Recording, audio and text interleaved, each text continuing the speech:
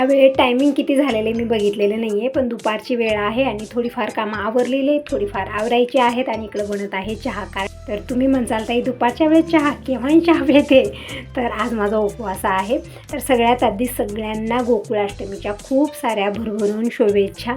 तर माझा गोकुळाष्टमीचा उपवास आहे आणि प्लस आज सोमवार पण आहे, पण सोमवार तर माझा काही कारणामुळे सुटले, पण गोकुळाष्टमीचा उपवास आहे. आणि गोकुळाष्टमीला आपल्याला फक्त फराळ करायचं असतं, म्हणजे फळाहार घेऊ शकता किंवा आपण बगर किंवा शाबू बनवून घेऊ. पण मी आता बगर बनवणार आहे. त्यासाठी बगर जे असतं ना, म्हणजे आपण त्याला वरईची तांदूळी म्हणतो. म्हणजे प्रत्येक ठिकाणी बोलण्याची थोडीशी पद्धत वेगळी असते, कारण वस्तू तर तीच असते, पण प्रत्येक ठिकाणी त्याला वेगवेगळी नावं दिली असतात. आम्ही बगर म्हणतो आणि प्रत्येक ठिकाणी वरईचे तांदूळ पण म्हणतात. तर तांदूळ मी धुवून ठेवलेले आहेत आणि इकडे चहा पण बनलेला आहे. आणि जोपर्यंत चहा बनत होता तोपर्यंत थोडेफार भांडे झाले होते, ते पण मी स्वच्छ करून घेतलेले आहेत. म्हणजे आज महादेवाचा अभिषेक केलेला आहे आम्ही, आणि तो व्हिडिओ तुम्हाला लवकरच येईल. म्हणजे मी विचार केला की अगोदर गोकुळाष्टमीचा व्हिडिओ पाठवू, मग नंतर जे बाकीचे व्हिडिओ माझी पेंडिंग आहेत ते दररोज तुम्हाला एक एक करून येतील. म्हणजे गोकुळाष्टमीचा ताजा फ्रेश व्हिडिओ तुम्हाला येत आहे. तर एकच म्हणे, व्हिडिओ पूर्ण बघा, आवडला तर लाईक करा, पहिल्यांदा बघत असाल तर चॅनलला सबस्क्राईब जरूर करा आणि कमेंट करूनही नक्की सांगा. आणि आजकालचा रुटीन माझा थोडासा चेंज झालेला आहे. म्हणजे एकही काम वेळेत होईना ना, तुम्हाला वेळेत व्हिडिओ येत आहेत. म्हणजे कधीची व्हिडिओ मी केव्हाही पाठवत आहे, त्याबद्दल सॉरी म्हणत आहे. कारण खूप सारी व्हिडिओ मी बनवते, पण मला एडिट करणं होत नाही, पाठवणं होत नाही. घरकामं तब्येतीमुळेही माझी खूप सारी कामं पेंडिंग आहेत आणि व्हिडिओ पण तसे झालेले आहेत. व्हिडिओ मागं पुढं होत आहेत, त्याबद्दल सॉरी म्हणत आहे. तर चहा तर बनवला, पण चहा पिला नाही आहे. थोडा वेळ गार होत राहील तोपर्यंत मी फ्रेश झालेले आहे, कारण महादेवाचा अभिषेक झाला. मी मंदिराकडून आल्यापासून मी कामातच लागलेले आहे. प्रसाद वगैरे सगळ्यांना मी देऊन आले आणि लगेच मी स्वयंपाकाला सुरुवात केली. स्वयंपाकामध्ये जास्त तामझाम मी काही केलेलं नाही आहे. सकाळच्या वेळेत मी प्रसादासाठी शिरा बनवलेला होता. नंतर मी आल्यानंतर भात, वरण, चपात्या बनवल्या, भाकरी पण बनवल्या. म्हणजे चपाती बाबा खात नाहीत, हे खात नाहीत. आणि तसं तरी यांचा सोमवारचा उपवास आहे, म्हणजे 2-3 दिवसाचा उपवास आहे. शनिवारचा उपवास, परत रविवारचा उपवास आणि आज सोमवारचा उपवास, म्हणजे कंटिन्यू 3 दिवसाचा उपवास आहे. तर म्हणलं त्यांना जे आवडतं ते बनवूया. आणि त्यांना आवडीची आहे भाकर आणि अशी झणझणीत भाजी, आणि चपाती पण बनवली. तर स्वयंपाक तर बनलेला आहे. प्रसादी देऊन आले मी. नंतर मी थोडीफार किचनची कामं आवरली, फ्रेश झाली, चहा घेतलेला आहे आणि आता मी बनवत आहे वरीच्या तांदळाचा भात. म्हणजे उपवास आहे. आता तुमचे कमेंट येतील की ताई टमॅटो टाकू नको, कोथिंबीर टाकू नको, पण इकडे टाकलं जातं म्हणून मी सगळं तिकडे तयारी करून घेतलेली आहे. बटाटा मी साल काढून कट करून घेतला, हिरवी मिरची कट करून घेतलेली आहे, कोथिंबीर, टमॅटो सगळी तयारी केली. आणि वरीचे तांदूळ हे मी स्वच्छ धुवून भिजत ठेवले थोडा वेळ. आणि इकडं कढई ठेवलेली आहे गॅसवरती आणि 2 चमचे तेल घेतलं. तेल व्यवस्थित गरम झाल्यानंतर मी जिरं टाकलेलं आहे. म्हणजे मसाला डबा वगैरे मी घेतलेला नाही आहे. जे जिरे मी डब्यात मोठ्या काढून ठेवले होते ते जिरे टाकले, अर्धा चमचा. नंतर मी टाकलेले आहे हिरवी मिरची आणि बटाटा. परतून घेऊया. आणि मिरची आणि बटाटो मऊ व्हायला लागला की यामध्ये आपल्याला कोथिंबीर आणि टमॅटो टाकायचे आहेत. म्हणजे काही मसाले वगैरे टाकायचे नाही, कारण उपवासासाठी ही खिचडी बनत आहे. तर यामध्ये टमॅटो आणि कोथिंबीर पण स्किप करू शकता, पण मी इकडं टाकलेलं आहे कारण इकडं खाल्लं जातं. आणि शेंगदाण्याचा कूट मी घेतलेला आहे. आपण साबू शेंगदाणे टाकलं तरी पण चालतं, पण मला असं वाटून टाकलेलं आवडतं. तर इकडं मी कोथिंबीर टाकून परतून घेतलं आणि अर्धी वाटी शेंगदाण्याचा कूट टाकलेला आहे. परतून घेऊया आणि शेवटला टमॅटो टाकायचे. आणि दिनेशचे पप्पाही आणखीन जेवण करायला आलेले नाही आहेत आणि बाबा पण बाहेरच गेलेले आहेत. तर सगळेजण एकत्रच येतील. दिनेश पण कॉलेजून येईल तोपर्यंत मी इकडं वरीच्या तांदळाचा भात करून घेते आणि थोडीफार माझी कामं आवरून घेते. आणि आज मला गोकुळ पण काढायचं आहे. म्हणजे रात्री 12 वाजता कृष्ण भगवानचा जन्म होणार आहे. तर त्या अगोदरची जी ही तयारी आहे ती सगळी करून घेऊया आणि थोडंफार घरचं डेकोरेशन करूया. म्हणजे साफसफाईची कामं मी अगोदरच केलेली आहे, तुम्ही अगोदरच्या व्हिडिओमध्ये बघितलेलं आहे. पूर्ण घरची साफसफाई झालेली आहे. आणि आज मी मॉर्निंगलाच पूर्ण घरचं झाडणंपासून साफसफाईची कामं मी मॉर्निंगलाच केलेली आहे, कारण ज्या दिवशी सणवार व्रत वैकल्य असतं त्या दिवशी मात्र मॉर्निंगलाच ही सगळी कामं माझी आवरली जातात. मी दुपारी करायला काहीच ठेवत नाही. तर इकडे शेंगदाण्याचा कूट टाकून मी थोडा वेळ परतून घेतल्यानंतर टमॅटो टाकले, परतून घेतलेला आहे. आणि भिजवलेले वरीचे तांदूळ टाकलेले आहेत. थोडा वेळ परतून घेतलं मी. नंतर चवीपुरतं जे उपवासाचं मीठ असतं ते टाकलेलं आहे. मी व्यवस्थित मिक्स केलं आणि झाकून ठेवलं आहे कमी गॅसवरती. आणि थोड्या वेळानं मी आणखीन एक वेळा परतून घेतलं. तर इकडं वरीच्या तांदळाचा भात बनवून तयार आहे. गॅस बंद केला आणि झाकून ठेवलेलं, म्हणजे कढई भरपूर वेळ गरम राहते. आणि हे आलेले आहेत, म्हणजे बाहेर गावी गेलेले होते, आत्ता आले. त्यांनी येता दिनेशलाही घेऊन आलेत. तर आता हे दोघंजण आलेले आहेत. तर कसला वेट, आता पटकन जेवायला वाढू यांना आणि मी पण फराळ करून घेते. आणि कपडे मी वॉशिंग मशीनला लावलेले आहेत, म्हणजे कपडे धुवत आहे. तिकडं मशीनचं काम चालू आहे आणि इकडं मी किचनमध्ये लागलेली आहे. म्हणजे दिवसभर आपण जास्त वेळ किचनमध्येच राहतो, हे ते तामझाम खूप असतं इथं. तर स्वयंपाक तर मी अगोदरच बनवला. स्वयंपाकामध्ये मी आज वरण भात, गवारची भाजी, चपाती, भाकरी आणि शिरा सकाळी मी प्रसादासाठी बनवलेला होता. तर स्वयंपाकामध्ये खूप सारा आज मी बनवलेला आहे आणि माझ्यासाठी इकडे वरेच्या नारळाचा भात बनलेला आहे. तर अगोदर मी यांच्यासाठी जेवायला वाढत आहे. दिनेश म्हणत आहे थोड्या वेळाने जेवण करेन. तर ठीक आहे म्हणले, यांच्यासाठीच मी इकडं ताट लावलेली आहे. तर तुम्ही सगळेजण कसला वेट करता, या सगळेजण जेवण करायला. आणि इकडं ताक पण मी बनवून ठेवलेला आहे. तडका दिलेला नाही, म्हणजे पावसाळा दिवस चालू झाल्यापासून मी तडका दिल्याशिवाय ताक देत नाही, कारण सर्दी खोकला हा प्रॉब्लेम होतो या दिवसामध्ये. कारण एकदम थंड वातावरण राहतं आणि तडका देऊन पिलो ताक किंवा दही आपण तडका देऊन घेतलो तर सर्दी खोकला काही होणार नाही. तर आज ताक म्हणजे थोडासा लेट झालेला होता, कारण सकाळपासून नुसती धावपळ चालू आहे. म्हणजे तुम्हाला जी नेक्स्ट व्हिडिओ येईल त्यामध्ये समजेल की आज मॉर्निंगपासून किती धावपळ माझी चालू आहे. पहाटे 4:30 वाजल्यापासून माझी धावपळ चालू आहे आज, कारण आज महादेवाचा अभिषेक होता आणि गावाकडे अभिषेक आम्ही करत असतो. तर घरची सगळी कामं आवरून पूजेची सगळी सामग्री घेऊन मग आणि प्रसाद आणलेला होता काशीहून, ते पण घेतलं, ते पाणी घेतलं आणि रोजची देवपूजा केली, पाणी भरून घेतलं आणि प्रसाद मी बनवला शिरा. आणि दिनेश कॉलेजला जाणार होता म्हणून वरण भात बनवलं. तर इतकी सगळी कामं आवरून मग मी गेलेली होती आणि सकाळी 7 वाजताच आम्हाला जायचं होतं. तर तुम्ही विचार करू शकता किती लवकर उठून मी सगळी कामं आवरली असेल. तर सगळे वेळेत आवरलेलं आहे आणि आता दुपारची वेळ, आता थोडंसं निवांत आहे. तरी पण बघा, आता मला गोकुळ काढायचं आहे, कृष्ण भगवानच्या पूजेची पूर्ण तयारी करायची आहे. तर त्याआधी म्हणलं यांना जेवायला वाढूया, आपणही पोटपूजा करून घेऊया, मग जी कामं आहे ते निवांत करूया. म्हणजे फराळ वगैरे करायचा नसला तर आपण फळाहार घेतलं तरी पण चालतं. पण माझ्या तब्येतीमुळे मी आजकाल उपवास करणं सगळं बंदच केलेलं आहे. गोकुळाष्टमीचा उपवास मी सोडलेला नाही आहे. फराळ करून का होईना मी उपवास केलेला आहे आणि यांना मी प्रसाद दिलेला आहे अगोदर.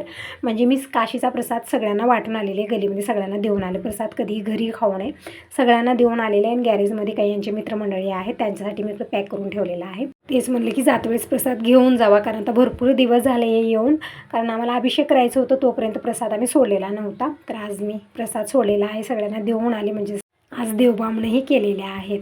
तर प्रसादामध्ये पेढा टाकायचा राहिलेला होता, म्हणजे पेढा मी फ्रीजमध्ये ठेवलेला होता आणि माझ्या लक्षात राहिलं नाही.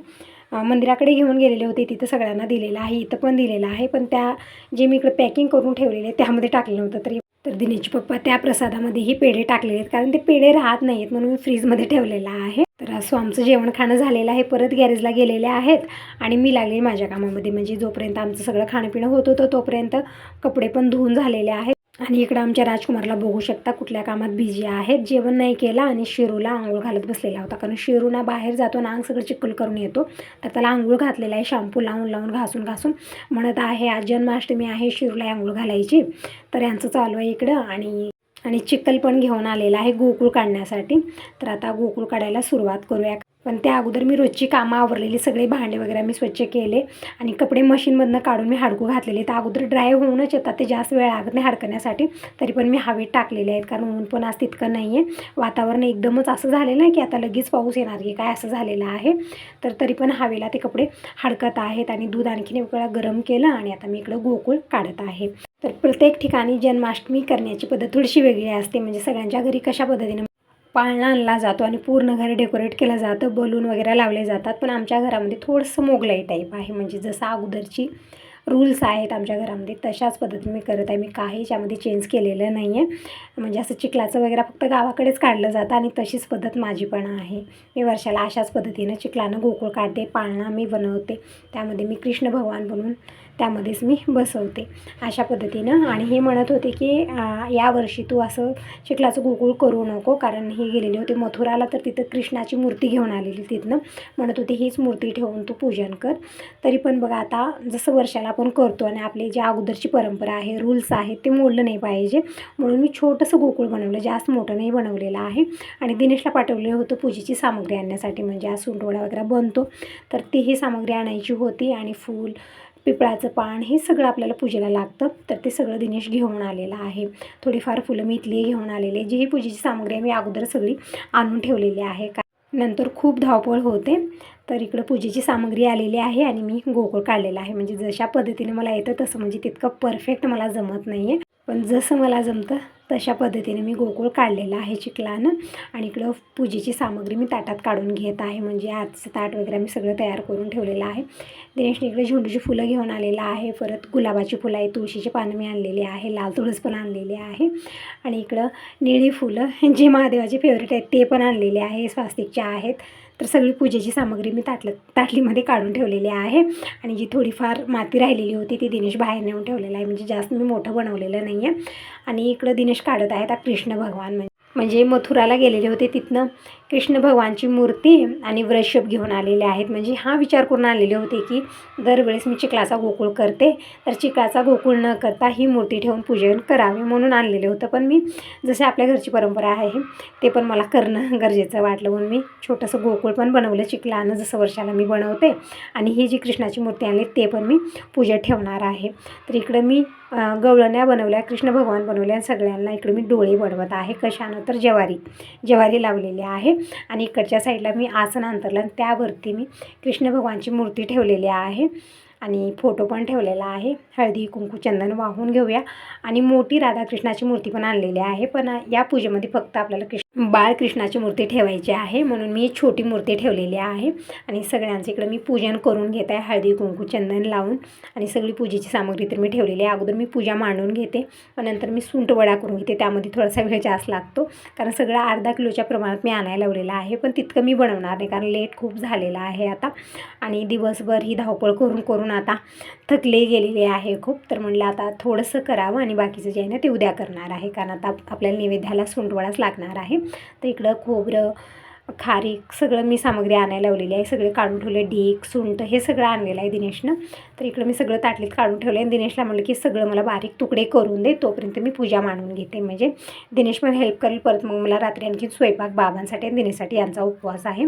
तर किचनमध्ये दोघांसाठी स्वयंपाक बनणारे जास्त वेळ लागणार नाही, पण मला पूजेला थोडासा वेळ जास्त लागणारच आहे. तर इकडं सगळं मी जे सुंठवडा बनवायची सामग्री काढून ठेवली आणि इकडं मी गोकुळ पण बनवलेला आहे. हळदी कुंकू चंदन वाहिलेलं आहे. रांगोळी काढून घेऊया आणि मी पूजन करून घेते. पिपळाची पानं वगैरे जे आणलेले आहेत ते सगळं आपल्याला सजवायचं आहे. म्हणजे जसं चारी साईडला मला पिपळाची पानं ठेवायची आहे. तुळशीची पानं, म्हणजे तुळस हे कृष्ण भगवानांना अतिप्रिय आहे, तर या पूजेमध्ये तुळशीला खूप महत्त्व आहे. तर मी तुळस वगैरे घेऊन आलेली आहे.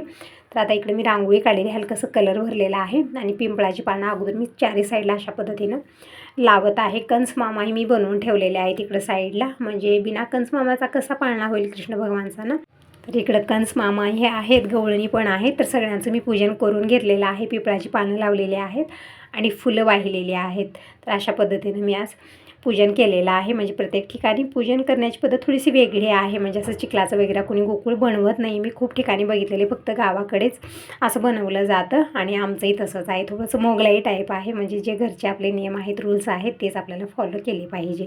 आणि इकडं मी कृष्ण भगवानची मूर्ती पण ठेवलेली आहे. आणि इकडं पूजन करून घेतलं आणि केळी पण ठेवली, म्हणजे फळं जी आहेत आपल्याकडे ते आपण ठेवू शकतो. केळी ठेवलेली, पूजन करून घेतलेलं आहे.